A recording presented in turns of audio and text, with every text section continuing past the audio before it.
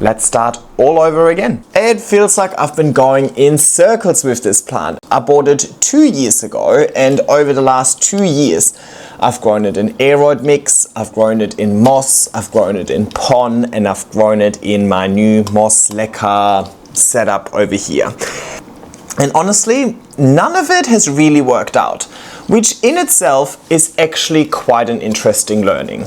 And today we're looking at that full journey over the last 2 years. We're looking at all the different methods that I have tried with this plant, and hopefully we can come to some sort of conclusion so that I have a more successful path going forward.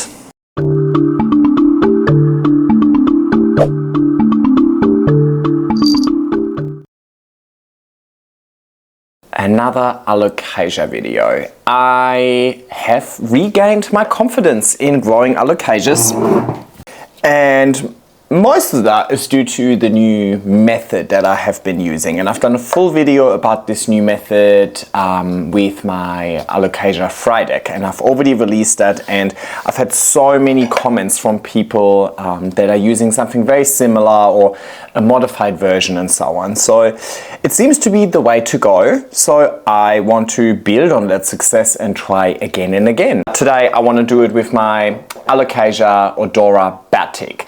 Now this plant and I have gone through quite a lot. I think by now this plant is almost 2 years old, and I've actually had a really good time growing this plant initially. So let's take a little trip down memory lane to understand my journey with this plant so far. Oh, I hope you can see this. I'm covering my face so my camera doesn't focus on me. Right, and let's have a close-up look at the roots. That is looking really good. So I'm gonna just pop it right back in here. It was also sufficiently moist, so I'm just gonna do nothing. Alrighty, and here we are 1 month later, and I forgot to turn off slow motion. So this whole thing is going to be in slow motion without sound, so voiceover Jan is taking over. But let me speed up that footage for us a little bit so we don't have to watch me do this all so slowly. Alrighty, here we are. This is the odora batik. It's growing quite nicely and has really good roots. So those roots look like they would appreciate a bigger pot. So I very carefully try and remove as much moss as possible from these roots and give them an aeroid mix instead. Now this aeroid mix over here isn't as chunky as my aeroid mix I would use for a moss pile, because these plants are still quite small, and while they have good roots, these roots are still quite fine, just purely given the size of the plant. So it's an aeroid mix that's a little more tree fern fiber heavy. Tree fern fiber has great water retention, so that should suit those plants, and those are 10 centimeter pots. And then I pop them back into my IKEA cabinet, and I'll see you in the next update. And here we are. So it's been 1.5 months since the repot, and these plants have been thriving. So let's have a look at all of these. I'll bring them a little bit closer, but overall very happy with their growth so far. First up we've got this, but it has had honestly the nicest variegated leaves. Most recently this more half one. You can really see that the green half is so much like healthier and more developed than the variegated half, but oh well. So be it. And a new one on the way over here. So happy days. And look at the root system that it has already grown in just 1.5 months since the repot. So this is in a mix that is very tree fern fiber heavy, because I find that Alocasias really don't like drying out. Hello, and I'm back with a little update. It is thriving. Of course giving me some yellow leaves, but as long as that's always the oldest leaf, I'm not mad. Let me bring this a bit closer, because this has grown crazy roots. Look at that crazy root system, and some really nice foliage as well. It had this fully white leaf over here, not fully white, like very white, with some green speckles and some half. I think this one is the latest one. So stunning variegation and decent growth. I've had these plants for 6 months and I've had them for the better half of the year, if that makes sense. So the 6 months going into spring and summer. So just keep that in mind. This plant, however, has received the same conditions as well as the same care, and it is doing amazing, right? I love this plant. I think the variegation is stunning. It doesn't skip a beat growing, and look at the root system that it has grown as well. So this plant is super happy. I want to give it a repot because I think that's what it needs to really take it to the next level. This plant can grow quite large. Voiceover Jan is back because Jan in the video is just yapping non-stop. Let's keep it really short. I just basically unpotted this plant, carefully removed as much of the aeroid mix as I could to loosen up the roots, gave it a larger 14 centimeter pot and put it back into my aeroid mix. And that's about it. Bye. This is my Alocasia odora batik, and it has seen much better days. So what happened with this plant over the last 6 months? It was in my greenhouse and it was actually growing quite nicely. You can probably see that it's a little bit larger than it was in the last update, but these leaves were growing pretty shortly after that last 6 months update. It then slowly started getting colder and colder out there, and I also had a big infestation of, I believe, aphids out there. So let me show you what I used. I found this spray at Flower Power and said it's for aphids. A couple of applications of that seem to have done the trick, and I haven't seen any since. On top of that, it was then also getting too cold, so I moved it out of the greenhouse and I had it upstairs in my little rescue section. And just last month, it was allowed to come back down because I was pretty confident that there's no further pests on there and it's not looking the worst anymore. It is now living right under this grow light over here that you can see, and that's when it started giving me this leaf, and I can now see a new leaf coming through over here again. So yeah, these leaves are still kind of pretty, but you can definitely see that they're getting a bit older. They're getting some brown spots everywhere. Yeah. Overall, it's not looking its best at the moment. I'm basically just going to wait for this plant to grow 2 or 3 more leaves, and then I'll start chopping some of the older leaves off. But based on the root system over here, I do believe that this plant is happy and healthy. And now with the approach of spring, summer and warmer temperatures, more light, this plant is probably going to thrive again pretty quickly. I think once the temperatures outside are more consistent and we get less fluctuation and less dips at nighttime, I will also definitely put this back into my greenhouse.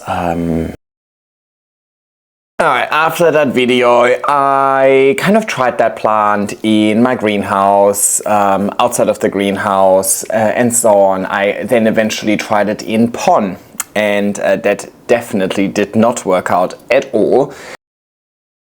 This is my Alocasia batik. Looks a bit sad. I just unpotted it. It was potted up in aeroid mix, and I had the roots just sitting in water so that I can remove any dirt from it. It's looking pretty clean. I also cleaned the rhizome of any sort of debris to avoid as much rot as possible. But yeah, really nice, thick, healthy rhizome over here. The leaves look terrible, the one leaf that's left. It was recovering up in my attic over winter and it was actually growing really well eventually. And I moved it down here under a grow light, grew really well. And then at the beginning of spring, I thought, why not move it outside? It's getting a bit crowded in here, and it hated it. I had it in my greenhouse initially, and I think the combination of high light and misting just turned these really variegated leaves to absolutely nothing. I don't think it appreciated the really high humidity and specifically the misting. I then moved it outside, and this leaf actually grew outside, and it's doing the same thing again. So I think it is a conditional thing out there. Too much water sitting on the leaf. High light but too much direct sun as well. So I think going forward I will move this back inside and give it more controlled conditions under a grow light potentially. But given that this plant can't actually get any uglier than it already is, I thought it's a perfect candidate to also try something new with, because well, what do I have to lose at this stage? So I moved it out of its aeroid mix, and people have been dying for me to finally use pon. I think most people use lechuza pon, but I think people can also make their own pon. I've had this over here for many years now. I think 3.5, 4 years ago, a local Australian business came up with something called MAB, Mineral Aeration Blend. And it was really trendy to use it for 1.5 minutes.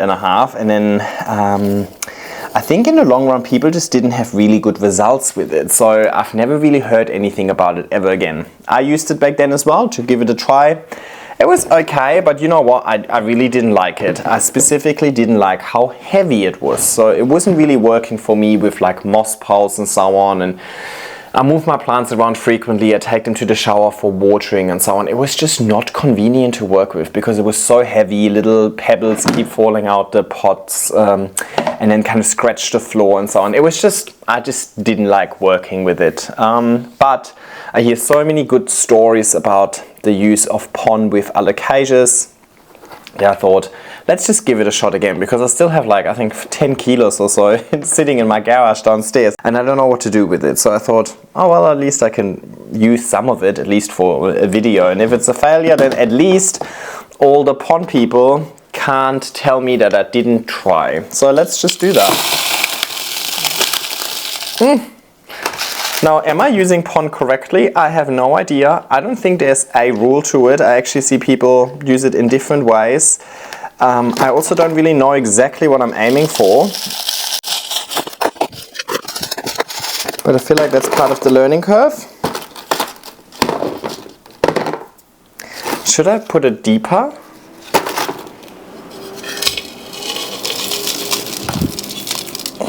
Ah, that's good enough, I think. Oh my god, so heavy. Alrighty, so all I can do now is I'm gonna water it, and I'm actually gonna sit it in this pot and I'm gonna keep a little bit of water in here, so it's constantly gonna be moist. That's my main goal with this one over here. I want constant moisture, but I still like the ability of actually thoroughly flushing water through it. So it's not going in a self-watering setup for now, just because I don't have self-watering setups really. I don't use self-watering setups, so I'm just going to use what I already have. But try. Right? Am I giving it my best shot? Probably not, but I'm giving it a shot. So I'll go ahead and water this, and I pop it in a, where am I going to pop it, to be honest? I'm not entirely sure, but it's going to be a bright spot, kind of like bright indirect. So not as harsh as outside, and definitely away from any sort of misting, so away from the greenhouse. Actually, I think I might just put it in the window over here. Yeah, I think I'm going to put it in a north-facing window, but we'll see. I'm sure I'm going to change it over time a lot. Just wanted to also quickly show you this one, because that entire story about, you know, overwatering upstairs, overwintering upstairs, coming down, living under a grow light, then moving out into the greenhouse over the course of spring, this plant also went through. This one is Alocasia Gathera, and those two have, over the last year or so, gotten the exact same treatment. They moved to the same spaces at the same time and so on, and they were also repotted at the same time and so on, up until recently when this one started really thriving and the other one did not. So a couple of weeks ago I decided to up-pot this because it was actually thriving in the greenhouse, and it still is. Right? It's growing. I think most of these leaves would have grown over spring by now.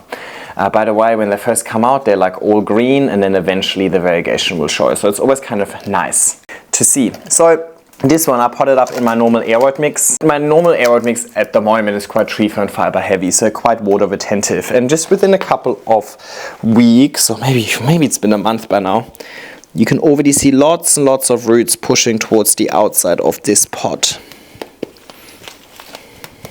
Heaps! So this is clearly happy, so I'm putting this back in my greenhouse, and I'm gonna keep it in aeroid mix, and I just top water that quite frequently, almost daily, at least like every 2 days or so. So keeping this quite nice and moist. So yeah, just wanted to show you that my thinking of putting the Alocasia in the greenhouse in itself, I don't think was flawed, because it worked with this one. I think it just did not work with this particular kind, and I think it's the high variegation is a huge reason. I suppose we will follow the progress of both of these Alocasias. I'll see you soon. As you can see, you see nothing. That's because it's dead. Look at this. Yucky. Now, actually, it did grow one leaf. in between the initial video and this leaf grew, and at some stage I actually saw some roots in there, but then obviously something went wrong and the whole thing just rotted. Now I think I'm to blame, not necessarily the method in itself. Like, obviously pon must be working, right? Otherwise people wouldn't be raving about it, but clearly it's not really working for me. And you know what, I didn't give it the best chance. But the thing is, I have a really, I wouldn't say strict, but I have a really established routine now. And I tried to make the Alocasia in pon work with my routine rather than doing something completely different, and quite clearly it didn't like it. So maybe the way that I like to grow just doesn't work with pon, maybe the way I like to water, maybe the kind of plants that I have, and so I don't know what it is, but pon doesn't work for me. I'm not saying it doesn't work, it just doesn't work for me. Maybe I'll give it another shot eventually, but I'm actually seeing much more success with other methods in growing Alocasias, so I think I'll focus on those. I don't think the pon in itself was the issue. I think it is also, like, I never used that before. And also, it wasn't, I mean, I don't even know what pon actually means. Maybe editing Jan can Google it and put it on screen. It wasn't like the lechuza pon. I think most people use the lechuza pon, but I think people also make their own pon. It was basically like a mineral substrate. We over here call it MAP, Mineral Aeration Blend. And I have used that before, like 3-4 years ago. And I was never really the biggest fan, but I thought I never tried it with an Alocasia. Maybe it's going to make a difference with the Alocasia. Anyway, it didn't. The plant completely died. This was a random core that I rescued, that I then grew in this teeny tiny pot full of moss. And I suppose this plant growing in moss gives me the perfect opportunity to now try this other method again with moss and leca, because the plant is already used to moss. So this, in theory, should be the smoothest transition out of all of the Alocasias I've ever done this with, because it shouldn't really notice any difference, right? There's just gonna be a little bit more moss around it. So basically the method, and I've got that from an Instagram account called Plants Decor and DIY. I'm gonna do exactly the same process again. So I've got a bit of leca. I already rinsed the leca initially, I think, I hope, I don't know, you're supposed to. So it's just a little layer, that's kind of the drainage layer. I think. And then the rest is just going to be moss, it is that easy. Alrighty, put that in here. Oh, I don't know if I'm gonna have enough moss, huh? I'm not going to disturb the roots over here at all. Actually, let me bring you a bit closer first so you can see them. You can really see all of these roots pushing towards the outside and even out of the pot, or well, where the pot used to be. This is, when grown nicely, actually one of my favorite Alocasias. I think this one is such a stunning one. Maybe I did that a bit too early. Put this in first and then some on the side.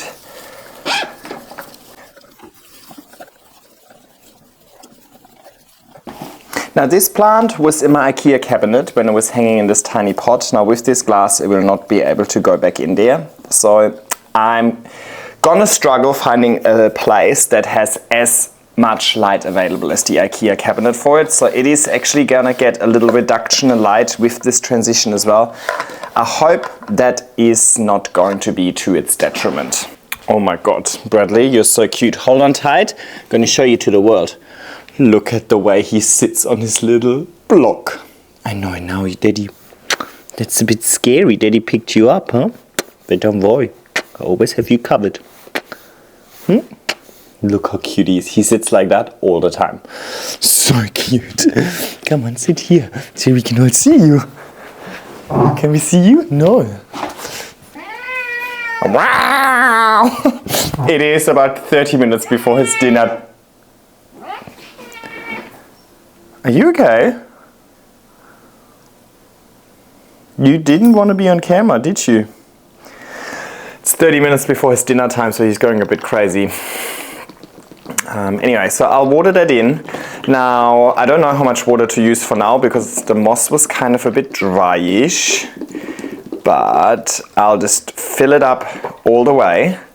Well, I'll use that liter, and now I'll let the moss absorb as much water as it can. The leca was also dry, right? So that might also absorb a little bit of water, and then I'm gonna tip out any excess, and the goal is for the water level to be lower than the moss, right? So you wanna see it somewhere in the middle, or like, you know, below the moss. And that's the goal, to always keep the water reservoir topped up with water, but never higher than the layer of moss.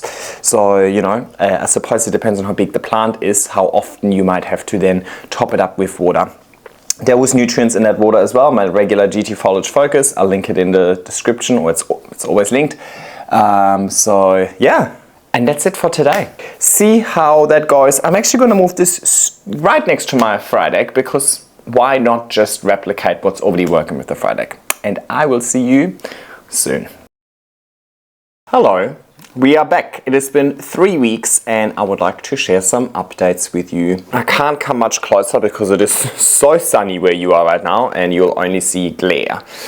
But basically, this is the batik for now. I just recently changed its position actually. The whole time it was facing, which way is the green way? Yeah, the whole time it was facing this way with light coming from the front in my south facing window, and all of the leaves started facing this way. I then decided that, you know what, I think I just want to grow it more evenly, and I started rotating it, and now they're slowly starting their journey back the other way. So right now it looks a little bit weird, but maybe if I tilt it, you can see the plant a little bit better. So I think going forward, instead of keeping it in one spot for so long, I should just rotate it more frequently. This is the newest leaf. It has only pushed out one leaf since the repot, and I think it dropped maybe 1 or 2 little leaves, but that's okay. I'm happy that it grew a leaf. Most importantly, did it grow roots?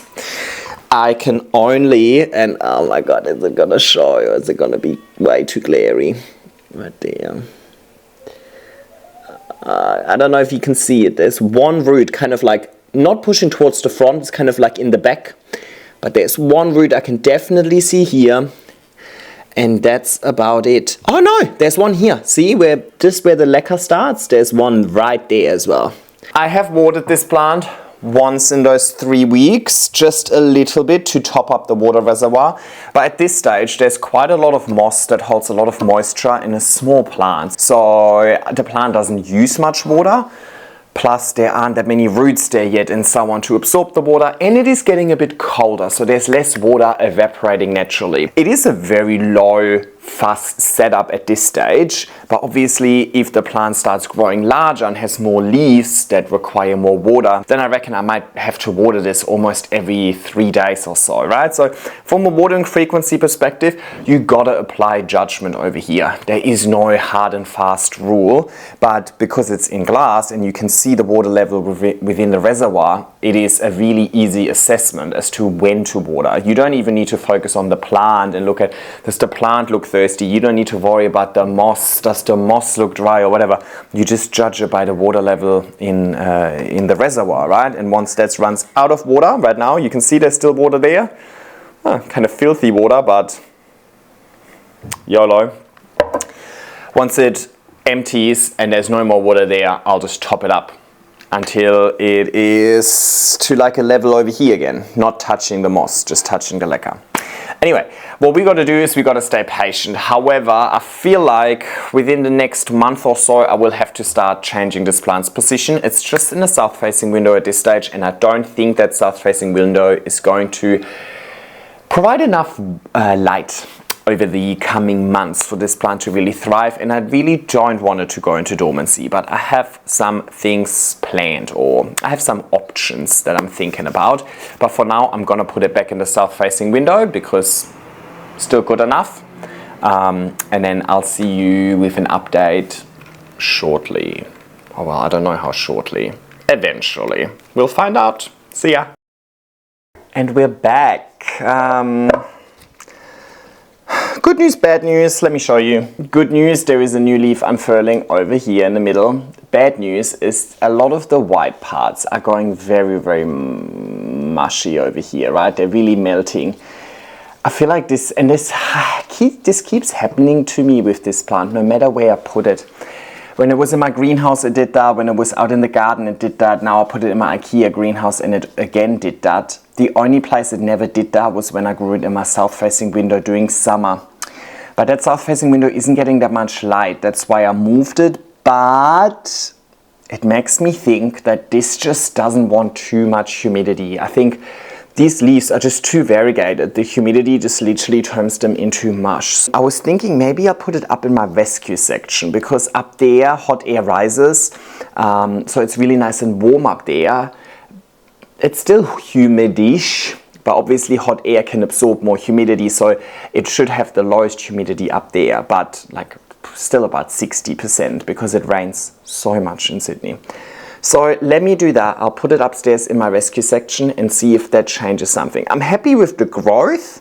I'm just not happy with the visual damage of these leaves. So I think it's definitely an environmental issue. I also can't see all too much root growth, a little bit here. There's one going into the leca over here. I don't think you'll really be able to pick this up. But yeah, I don't know. I suppose we'll find out, right? Time will tell. Winter is a tough time for Alocasias anyway, so I'm not expecting to shoot the lights out. I just really want to keep this happy and healthy so that we can have a really quick start in spring, or a really quick recovery in spring. So let's do that. Alrighty, and here we are. Thank you, Jan from the past, for that somewhat chaotic journey. Sorry, there was definitely a little bit of back and forth with the timelines and so on. I hope it still made sense. Basically, in a nutshell, I bought it 2 years ago. Over the first 15 months or so, I grew it in aeroid mix. Nothing was really wrong with the aeroid mix, but the leaves were deteriorating, which actually was mainly due to aphids and conditions. And then I think I took the pest issues and the conditional issues as a, opportunity to also change the growing method.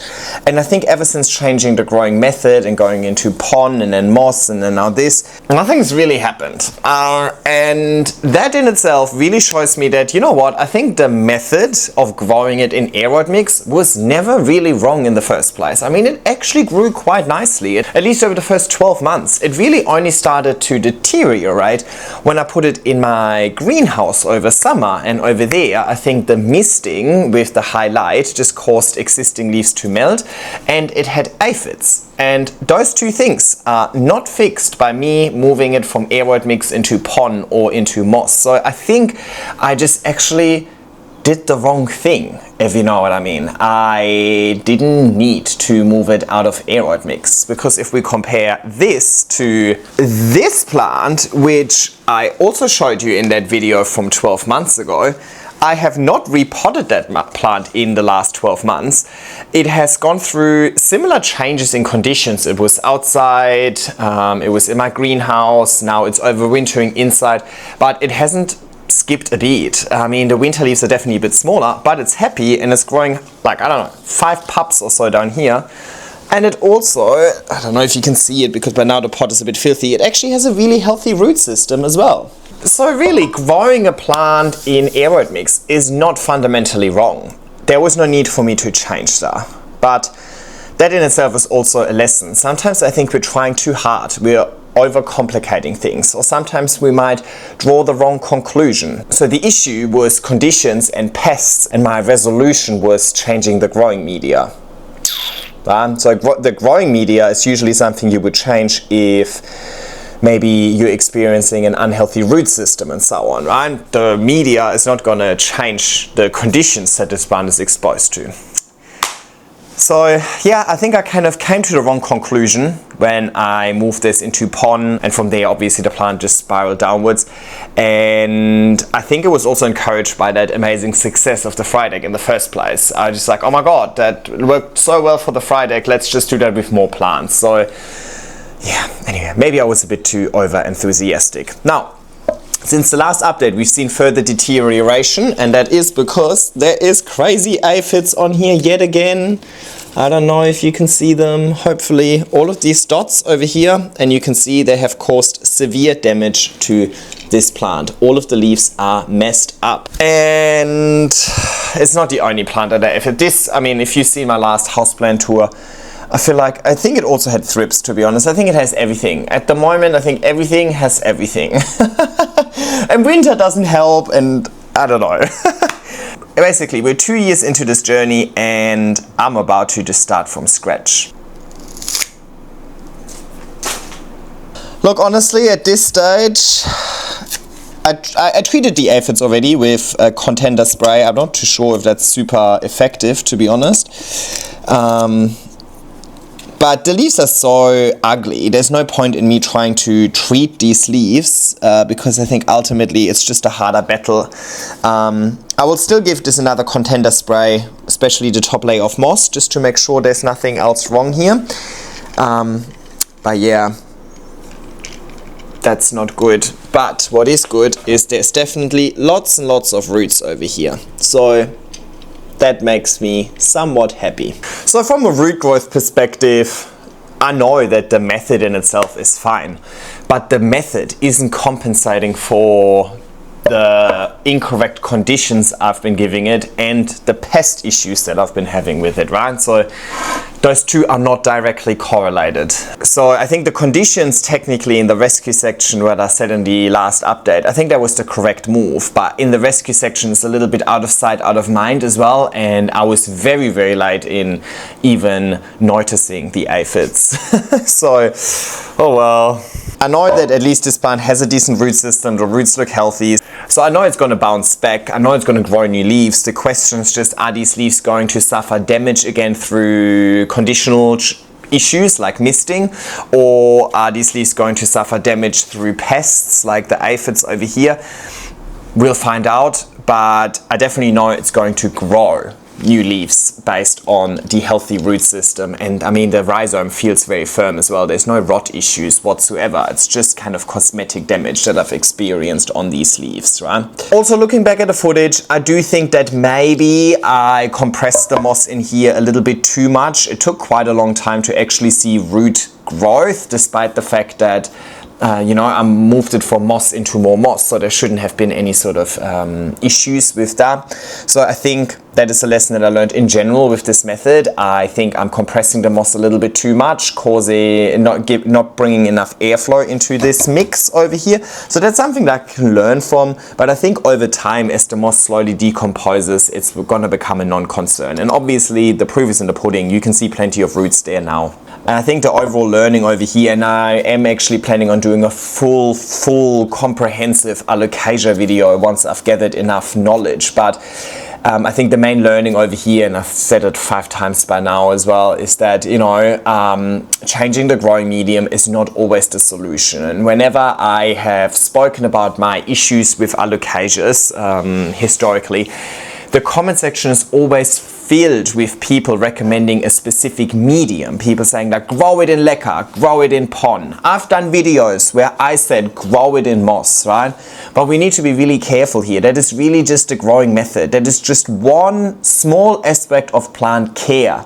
Plant care will always be subject to the conditions that the plant is exposed to in the first place. If you're not giving your plant the right conditions, doesn't matter what substrate you use, it will never be a success. If you're not staying on top of your pest treatment, it doesn't matter what substrate you use, the pest is just going to eat up that plant, irrespective of what media the root system is growing in, if you know what I mean. Yes, maybe some media encourages pests more than others and so on, but at the end of the day, when you have so many plants like I do, and you have so much organic matter in here, and you move plants from inside, outside and so on, pests are inevitable. I know that, and I deal with them like we did in this video for today, for example. But all I'm saying is, like, this growing method, this growing media, the pon, self-watering, moss leca, whatever it might be, is not the magic solution. It still requires your input when it comes to things like watering, nutrient provision, pest treatment, and it requires your knowledge around what conditions the plant wants to expose to in the first place. What's the humidity that it likes, what are the temperatures that it likes, how much light does it want, and so on. That will always be more important than what's inside this bloody vessel. Anyway, as I mentioned, I am planning on doing a proper video on this around all Alocasias and different ways. I have also purchased proper pon and I've purchased self-watering pots so I can get a little bit experience on that aspect, and then I'll do a full comprehensive videos on all things Alocasia, growing method, growing conditions, growing everything. But you gotta give me a little bit more time to cook the pudding. But also I think 2 years of updates was enough for this one video, so I think it is time to wrap it up. If you enjoyed this video, please make sure you give it a thumbs up, leave a comment down below, and subscribe to my channel if you haven't already. I appreciate it. Thanks for watching, happy growing, and goodbye.